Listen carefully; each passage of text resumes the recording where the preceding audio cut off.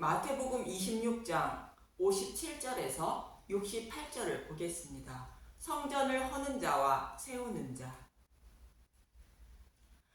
예수님은 겟세마네 동산에서 아버지의 뜻대로 되길 원하신다고 기도하시고 대속의 잔을 마시기 위하여 잡히시게 되는데, 예수님은 잡히실 때에 베드로가 칼로 말고의 귀를 자르는 것을 보시고 칼을 가진 자는 칼로 망한다고 말씀하셨습니다.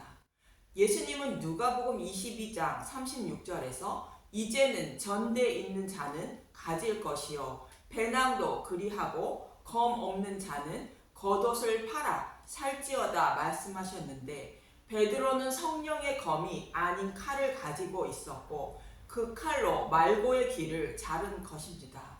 이 말씀은 성령의 검을 가지지 못하고 복음을 전하면 다른 복음을 전하게 되어 듣는 자가 망하게 된다는 뜻입니다. 그래서 오직 성령님이 깨닫게 하시는 복음의 말씀을 가지고 전해야 한다는 것입니다. 이 말씀을 하시고 잡히신 예수님은 먼저 종교적인 재판을 받으시게 됩니다. 본문 57절을 보도록 하겠습니다. 마태복음 26장 57절. 공회 앞에 서시다 예수를 잡은 자들이 그를 끌고 가서 대제사장 가야바에게로 가니 거기 서기관들과 장로들이 모여 있더라. 대제사장 가야바는 예수님을 죽이려고 작정했는데 왜 예수님을 죽이려고 하는지 요한복음 11장 48절에서 53절을 보겠습니다. 요한복음 11장 48절. 만일 그를 이대로 두면 모든 사람이 그를 믿을 것이요 그리고 로마인들이 와서 우리 땅과 민족을 빼앗아 가리라 하니. 예수님이 행하시는 많은 표적을 보고 많은 사람들이 예수님을 믿고 따르게 되자 대제사장 가야바는 예수님이 왕이 되면 로마가 자신들을 다시 칠 것으로 생각한 것입니다. 요한복음 11장 49절. 그 중에 한 사람 그 해의 대제사장인 가야바가 그들에게 말하되 너희가 아무것도 알지 못하는도다. 한 사람이 백성을 위하여 죽어서 온 민족이 망하지 않게 되는 것이 너희에게 유익한 줄을 생각하지 아니하는도다 하였으니. 가야바는 예수님이 열심당원의 한 사람으로 보고 예수님이 독립운동을 하다가 문제를 일으키면 자신들이 피해를 볼까봐 로마 군인에게 내어주고 죽게 하는 것이 자신들에게 유익이라 생각한 것입니다. 대제사장 가야바는 예수님의 뜻을 모르고 예수님이 가셔야 할 길을 스스로 가게 하고 있는 것입니다. 요한복음 11장 51절. 이 말은 스스로 함이 아니요 그 해의 대제사장이므로 예수께서 그 민족을 위하시고 또 그 민족만 위할 뿐 아니라 흩어진 하나님의 자녀를 모아 하나가 되게 하기 위하여 죽으실 것을 미리 말함이로라. 이날부터 그들이 예수를 죽이려고 모의하니라. 하나님의 약속의 말씀대로 천하 만민을 구원하게 하기 위하여 가야바는 예수님이 가셔야 할 길을 가게 하는 것으로 예수님을 죽일 방법을 찾고 있었던 것입니다. 본문 58절을 보면 마태복음 26장 58절. 베드로가 멀찍이 예수를 따라 대제사장의 집 뜰에까지 가서 그 결말을 보려고 안에 들어가 하인들과 함께 앉아 있더라. 베드로는 죽을지언정 예수님을 버리지 않는다고 말해놓고 예수님을 버리고 도망했다가 예수님이 어떻게 될 것인지 멀리서 지켜보고 있었습니다. 마태복음 26장 59절. 대제사장들과 온 공회가 예수를 죽이려고 그를 칠 거짓 증거를 찾으매 거짓 증인이 많이 왔으나 얻지 못하더니 후에 두 사람이 와서 예수님을 죽이려고 증거를 찾았으나 찾지 못하자 거짓 증인 두 사람을 세우게 됩니다. 율법에 의하면 두 사람 이상 증언을 해야 죄인으로 확정하고 처벌하게 되어 있습니다. 민수기 35장 30절과 신명기 19장 15절을 보면 민수기 35장 30절. 사람을 죽인 모든 자 곧 살인자는 증인들의 말을 따라서 죽일 것이나 한 증인의 증거만 따라서 죽이지 말 것이요. 신명기 19장 15절 두세 증인의 입으로 하라. 사람의 모든 악에 관하여 또한 모든 죄에 관하여는 한 증인으로만 정할 것이 아니요 두 증인의 입으로나 또는 세 증인의 입으로 그 사건을 확정할 것이며, 가야바는 율법의 말씀을 정확히 지키기 위하여 두 사람의 거짓 증인을 세운 것입니다. 이와 동일하게 두 거짓 증인을 세워 사람을 죽인 사람이 있었는데 아하방입니다. 아하방은 나봇의 포도원을 자신의 채소밭을 삼으려 포도원을 사려고 했던 것입니다. 그러나 나봇이 포도원을 팔지 않자 이세벨은 두 거짓 증인을 세워 나봇을 죽이게 됩니다. 열왕기상 21장 10절 불량자 두 사람을 그의 앞에 마주 앉히고 그에게 대하여 증거하기를 내가 하나님과 왕을 저주하였다 하게 하고 곧 그를 끌고 나가서 돌로 쳐 죽이라 하였더라. 율법의 말씀대로 두 증인을 세워 하나님을 저주했다고 증언하게 하여 나봇을 죽이게 됩니다. 오늘 본문에서는 하나님을 모독했다고 증언하게 하여 예수님을 죽이게 되는데, 이세벨도 하나님을 저주했다고 증언케 하여 나봇을 죽이게 됩니다. 여기서 나봇의 포도원은 하나님이 경영하시는 포도원으로 하나님이 주신 기업인 천국을 말하고 있는데, 그 기업을 팔라는 것은 천국을 포기하고 지옥불에 들어가라는 뜻으로 다른 복음을 받아들이라는 뜻인 것입니다. 복음을 믿고 있는 나봇에게 율법으로 돌아오라는 것과 같은 의미인데, 나봇은 천국을 곧 믿음을 포기하지 않은 것입니다. 그러나 아하방은 복음을 알지 못하고 자신의 유익을 위하여 하나님의 이름만 부르며 하나님의 백성을 지옥으로 끌고 가고 있다는 것이며, 오늘 본문의 대제사장 가야바도 복음을 알지 못하고 자신의 유익을 위하여 하나님의 이름으로 예수님을 죽이려고 하고 있는 것과 같은 의미인 것입니다. 그럼 두 거짓 증인은 어떤 말을 하는지 본문 61절을 봅니다. 마태복음 26장 61절 이르되 이 사람의 말이 내가 하나님의 성전을 헐고 사흘 동안에 지을 수 있다 하더라 하니, 두 거짓 증인은 예수님이 성전을 헌다고 말씀하셨다고 증언합니다. 마태복음 24장 2절과 요한복음 2장 19절을 보면, 마태복음 24장 2절 대답하여 이르시되 너희가 이 모든 것을 보지 못하느냐? 내가 진실로 너희에게 이르노니 돌 하나도 돌 위에 남지 않고 다 무너뜨려지리라.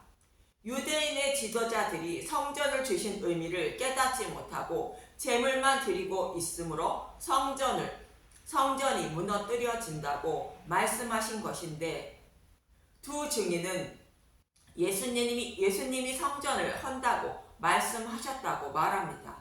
또 요한복음 21장 19절에도 이런 말씀이 있습니다. 요한복음 2장 19절 예수께서 대답하여 이르시되 너희가 이 성전을 헐라 내가 사흘 동안에 일으키리라. 예수님이 성전을 헌다는 것이 아니라 헐라고 말씀하신 것으로, 눈으로 보이는 성전은 장차 오실 메시아가 제단에 드려지는 제물의 죽음처럼 죄인들의 죄를 대속해 주시기 위하여 죽으실 것을 모형하고 있는 것이며, 성전은 예수님이 죽으시고 부활하심으로 마음의 성전을 세워 주실 것을 모형하고 있었던 것입니다. 그런데 이 뜻을 모르고 제물만 드리고 있었고, 두 거짓 증인은 이 말씀을 거짓으로 증거하고 있는 것입니다. 그럼 성경에는 예수님이 마음의 성전을 세워주실 것이라고 여러 곳에서 말씀하고 있는데, 스가랴 6장 9절에서 13절 한 곳만 보도록 하겠습니다. 스가랴 6장 9절 면류관을 여호수아의 머리에 씌우다. 여호와의 말씀이 내게 임하여 이르시되, 스가랴 6장 10절 사로잡힌 자 가운데 바벨론에서부터 돌아온 헬데와 도비와와 여다야가 스바냐의 아들 요시야의 집에 들어갔나니 너는 이날에 그 집에 들어가서 그들에게 받되 은과 금을 받아 면류관을 만들어 여호사닥의 아들 대제사장 여호수아의 머리에 씌우고 말하여 이르기를 만군의 여호와께서 이같이 말씀하시되 보라 싹이라 이름하는 사람이 자기 곳에서 돋아나서 여호와의 전을 건축하리라. 스가랴서의 배경은 이스라엘 백성이 바벨론 포로에서 돌아와 성전을 재건하다 중단된 상태에서 꿈과 희망을 주며 성전 재건을 독려하기 위하여 기록한 책입니다.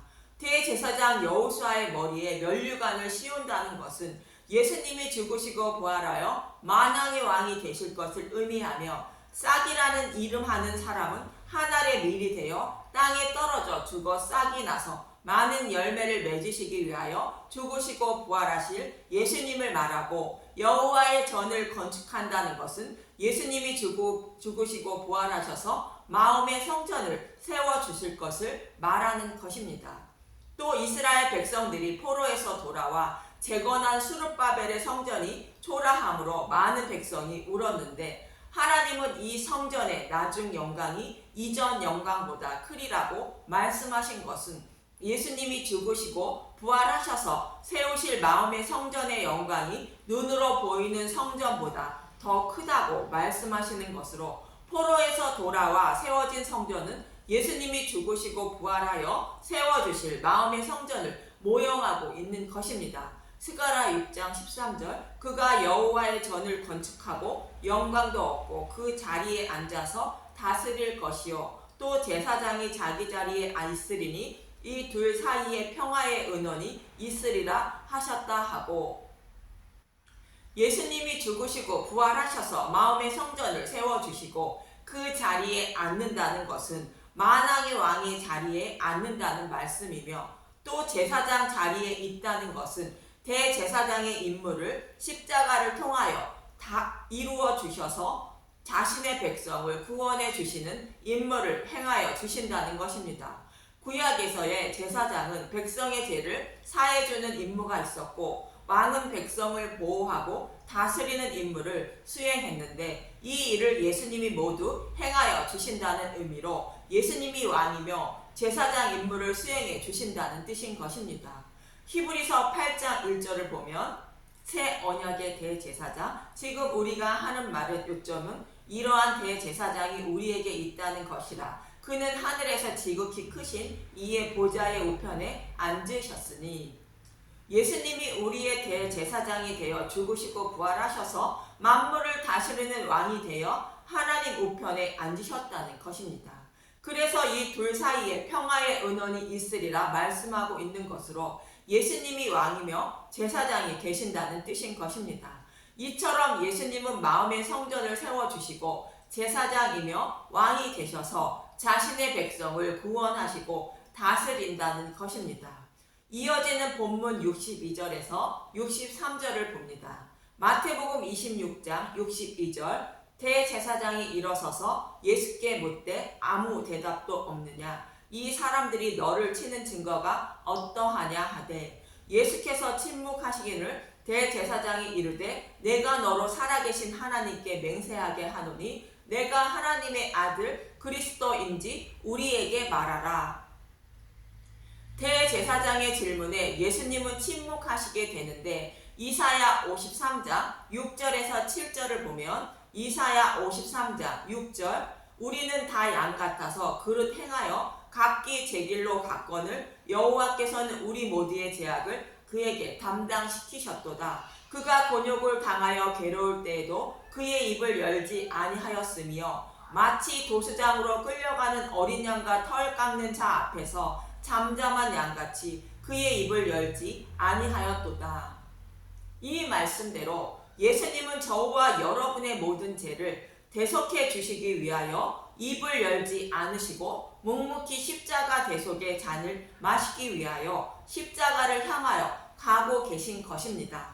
그리고 내가 하나님의 아들 그리스도인지 묻는 질문에 본문 64절에 이렇게 말씀하십니다. 마태복음 26장 64절 예수께서 이르시되 내가 말하였느니라. 그러나 내가 너희에게 이르노니 그 후에 인자의 영광이 인자의 권능이 우편에 앉아 있는 것과 하늘 구름을 타고 오는 것을 너희가 보리라 하시니, 예수님이 약속하신 그리스도임을 말씀하고 있는 것입니다. 예수님이 말씀하신 이 말씀은 다니엘서 7장 9절에서 14절에 기록된 말씀인데, 유대인들은 이 말씀을 잘 알고 있는 말씀으로 예수님이 약속하신 그리스도임을 말씀하고 있는 것입니다. 다니엘서 7장 9절부터 보겠습니다. 다니엘서 7장 9절. 옛적부터 항상 계신 자 내가 보니 왕자가 놓이고 옛적부터 항상 계신 이가 자정하셨는데 그의 옷은 희기가 눈 같고 그의 머리털은 깨끗한 양의 털 같고 그의 보좌는 불꽃이요 그의 바퀴는 타오르는 불이며. 계시록 1장 14절에서 16절에 나오는 말씀으로 예수님을 말합니다. 다니엘서 7장 10절. 불이 강처럼 흘러 그의 앞에서 나오며 그를 섬기는 자는 천천히요 그 앞에서 모셔 선 자는 만만이며 심판을 베푸는데 책들이 펴 놓였더라. 이 말씀은 계시록 20장 12절의 말씀으로 생명책을 말씀하십니다. 예수님을 믿고 구원받은 자가 셀 수 없는 무리임을 말하고, 반대로 그들의 믿음의 행위에 따라 심판을 받는 자도 있다는 것입니다. 다니엘서 7장 11절. 그때 내가 작은 뿔이 말하는 큰 목소리로 말미암아 주목하여 보는 사이에 짐승이 죽임을 당하고 그의 시체가 상한 바 되어 타오르는 불에 던져졌으며, 짐승이 불에 던져졌다는 것은 예수님이 십자가에서 죽으시고 부활하심으로 사탄은 지옥불에 던져지게 된다는 것입니다. 다니엘서 7장 11절. 그 남은 짐승들은 그의 권세를 빼앗겼으나 그 생명은 보존되어 정한 시기가 이르기를 기다리게 되었더라. 정한 시기는 예수님의 초림 이후부터 재림까지를 말하는 것으로, 사탄은 이미 심판을 받았지만 알곡과 쭉정이를 고르기 위하여 하나님이 잠시 놓아주신 것으로, 사탄이 다른 복음을 전하여 정한 시기인 예수님의 재림 때까지 성도들을 유혹하는 것입니다. 다니엘서 7장 13절. 내가 또 밤 한상 중에 보니 인자 같은 이가 하늘 구름을 타고 와서 옛적부터 항상 계신 이에게 나아가 그 앞으로 인도되매. 본문 64절에서 예수님이 인용하신 말씀으로 인자 같은 이는 예수님을 말하는 것이며, 옛적부터 항상 계신 이에게 나아가 그 앞으로 인도된다는 것은 예수님이 죽으시고 부활하셔서 하나님 우편에 앉으시고 만물을 다스리는 왕이 된다는 것입니다. 다니엘서 7장 14절. 그에게 권세와 영광과 나라를 주고 모든 백성과 나라들과 다른 언어를 말하는 모든 자들이 그를 섬기게 하였으니 그의 권세는 소멸되지 아니하는 영원한 권세여 그의 나라는 멸망하지 아니할 것이니라. 하나님은 바벨탑을 쌓았을 때 흩으시며 언어를 혼잡하게 하셨다는 것인데, 성령님이 오심으로 언어가 하나가 되어 예수님을 섬기게 된다는 것으로 이방인들도 예수님을 믿게 된다는 것입니다. 이렇게 예수님이 다스리는 나라는 멸망하지 않고 영원하다는 것으로 사무엘하 7장에서 다윗에게 하신 언약의 말씀대로 이루어진다는 것입니다. 예수님은 이 약속의 말씀대로 이루어 주시기 위하여 오신 메시아라고 말씀하고 있는 것인데, 대제사장 가야바는 신성모독이라며 예수님을 죽이게 되는 것입니다. 성경에 기록된 말씀대로 오셔서 기록된 말씀대로 사역을 하신 예수님을 자신들이 기다리던 메시아임을 알지 못하고 예수님을 죽이게 되는 것입니다. 본문 65절에서 68절을 보면 마태복음 26장 65절. 이에 대제사장이 자기 옷을 찢으며 이르되 그가 신성모독하는 말을 하였으니 어찌 더 증인을 요구하리요. 보라, 너희가 지금이 신성모독하는 말을 들었도다. 예수님이 약속하신 메시아라 할지라도 내가 믿는 하나님과 다르면 나에게 필요치 않은 것으로 자신을 구원하실 메시아라도 죽이는 것입니다. 저와 여러분은 내가 믿는 하나님은 이런 분일 것이라 상상하여 정해놓지 마시고 성경이 하나님에 대하여 말씀하고 있는 것을 정확히 알고 하나님을 섬기시기 바랍니다. 마태복음 26장 66절 너희 생각은 어떠하냐 대답하여 이르되 그는 사형에 해당하니라 하고 이에 예수의 얼굴에 침 뱉으며 주먹으로 치고 어떤 사람은 손바닥으로 때리며 이르되 그리스도야 우리에게 선지자 노릇을 하라 너희를 친 자가 누구냐 하더라. 결국 예수님은 저와 여러분들이 하나님의 저주를 받아 죽어야 하는 것을 예수님이 대신하여 저주를 받으셔서 고난과 고통을 받으시며 죽으시는 것입니다. 이처럼 예수님은 성경에 기록된 말씀대로 오시고 기록된 말씀대로 고난과 고통을 받으시며 죽으시고 부활하신 것입니다. 그러므로 예수님이 성경에서 약속하신 메시아임을 말씀하고 있는 것이며 저와 여러분은 이 사실을 알 때에 예수님의 메시아임을 알고 믿게 되어 구원에 이르게 되는 것입니다. 나를 위하여 고난과 고통을 받으시며 나의 죄를 대속해 주신 그분이 어떤 분인지 더욱더 알고 깨달아 하나님을 섬기는 저와 여러분이 되시길 간절히 기도합니다. 감사합니다.